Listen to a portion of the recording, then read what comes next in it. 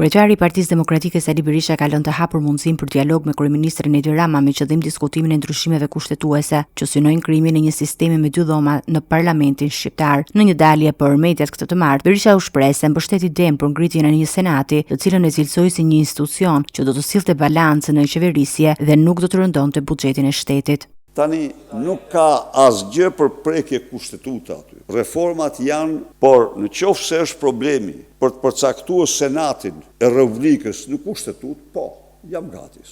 S'kemi asnjë kompleks aty ne. Sepse besojmë që është një institucion i dobishëm dhe jo duke rënduar buxhetin e takspaguesve, por duke zvogëluar numrin e deputetëve. Sa i përket reformës territoriale, kreu i opozitës theksoi se nuk të pranoi asnjë propozim që çon në uljen e numrit të bashkive.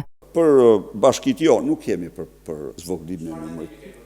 Më shumë më pak? Jo, unë them të jenë më shumë, por ne kemi vënë një kusht që është pranuar. Kushti ynë është në Komisionin për Reformën Zgjedhore të jetë Odiri, në komision i pranishëm të ndihmoj, në Komisionin për Reformën Territoriale të jenë ekspertet e autoritetit e Kongresit të autoriteteve rajonale dhe lokale të Europës, pranë Këshillit të Europës. Kanë ekspertizën më të shkëlqyer, më të mirë në ndërtimin e pushtetit vendor. Në fund të fjalës së tij, Berisha nuk i kurseu akuzat ndaj kreut të SPAK-ut Altin Dumani, të cilat i quajti avokat të familjes së kryeministrit, duke përsëritur qëndrimin e tij kritik ndaj institucionit të posaçëm antikorrupsion.